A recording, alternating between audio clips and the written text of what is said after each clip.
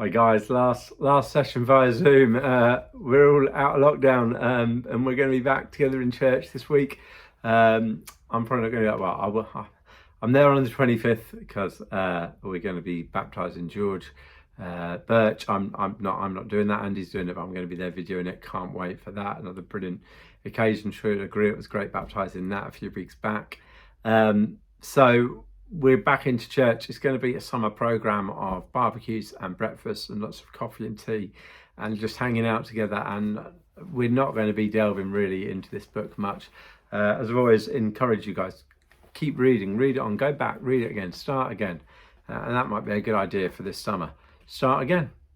Every day of the next 6 weeks holidays, 40 odd days, do 10 pages of this book. You'll get right through this book. In fact, 5 pages a day, and you'll get through this book easily in the holidays. So that's a really good challenge. That's just come. I've forgotten where that's come from. But go on, start again. Reread this. We've been going through it long enough. We kick off chapter 9 today, page 159. Mate, I'm just going to literally page 159 and 160, and I'm just doing a really quick introduction to healing.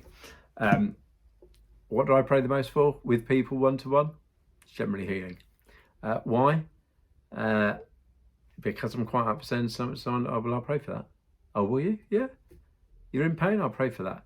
Now, does healing always work? No. If it always worked, then we would have an overpopulated earth because everyone would still be here. But we die. We go to be with God. But he heals. Not always, and we don't know why he does or why he doesn't do, more importantly. And sometimes healing is not constant and continual and instantaneous. Sometimes it's just a small little thing, slight small improvements. And if you read that page in a bit, Mike talks about the Live Village guys, Titch and Joan. Spoken to them lots, actually. It's also about 2 years ago. We were sat right in front of them. They were on the chairs. Anne and Pat sat on the chairs next to them, and we were chatting to them. And one of their people, they say there, had really bad eyesight. So they prayed for it. They got the young people together, and some young people prayed for this lady's eyesight. And it didn't go perfect, but she could suddenly see colours and was able to walk upstairs and see stairs. Her eyesight improved significantly. And Mike and Andy have never seen this. And they prayed for thousands of people for their eyesight. And they went to go and find these teenagers to go, you've prayed for this and look what's happened. And they just wandered off because that's just what you do. And as church youth, we just need to get used to praying for each other. Praying for each other for everything. And I know we already do. I love Thursdays and I love praying with you guys and you guys praying for me and just praying for each other. I can't wait.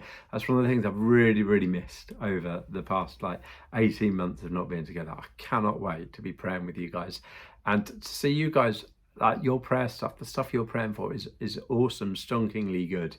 And just, I love it. So I can't wait for that. But we just pray for healing. We just pray for it. And you can lay hands on, and we'll do all of that, and we'll talk about that later. And actually, we'll probably talk about it live, and we can actually practically do it for each other. But I remember I was praying for someone when we were at St Andrew's Church. They had a sore neck, stiff neck, and we prayed for them. And you could hear an audible snap. It was like someone had got a dry stick and snapped it. And the person just went, wow, I can now totally move my head. It's gone. I had a stiff neck, and it's totally gone. And we see that. And I've had the pleasure of seeing a girl who's in chronic pain and in a wheelchair, and she's been prayed for, and she's been wheeled into church in a wheelchair, and she's been prayed for, and she's doing cartwheels at the end of a service. She's in chronic, utter pain. Go near her leg, touch it. Bit of prayer, quite a bit of prayer. She's literally out of the wheelchair doing cartwheels and seeing people walk out with empty wheelchairs. And it's just wow. So God does it. We need to get in the habit of doing it more. And someone says, I'm not feeling very well, let me pray. I've hurt my leg, let me pray. And not just, I'll go away and pray, but let me actually pray for you now. And we'll talk about how we do that. As I've just said, I'm babbling on a bit, but we need to be doing that all the time. And just one last thing I just want to end with. Pointed out to me only about 3 months ago by a friend. and it was praying for healing, and we chatted about, and obviously Nat's grandma, Becca's mum, had just passed away, as you know, and it was tough, and it still is tough, and we're still mourning and missing her, and we will be forever. But a mate said, God always heals.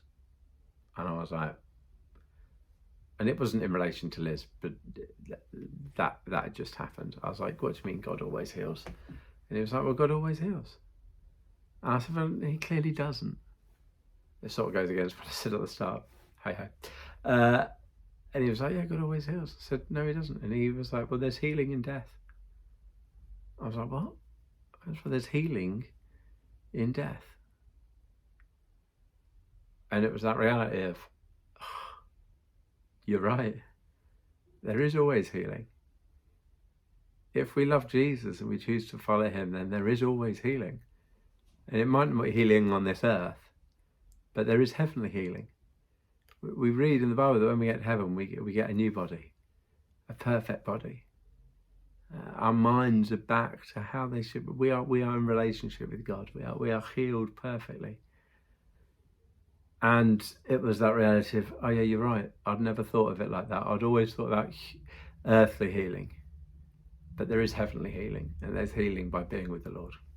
And now, I don't want to dwell on that, because I'm still working through and thinking that through and praying that through. And I know there's a talk somewhere in there that you guys will have shoved on you, probably by Christmas at the latest.